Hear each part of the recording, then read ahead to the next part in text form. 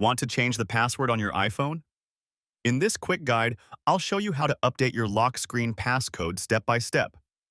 Start by opening the Settings app.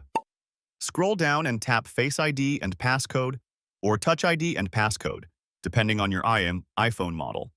Enter your current passcode to access the settings. Now, scroll until you see the option that says Change Passcode. Tap it, then enter your current passcode again. From here, you can set up a new one. You'll also see different options such as a 4-digit code, a 6-digit code, a custom numeric code, or even an alphanumeric passcode if you want extra security. Once you've chosen, enter your new passcode twice to confirm. That's it.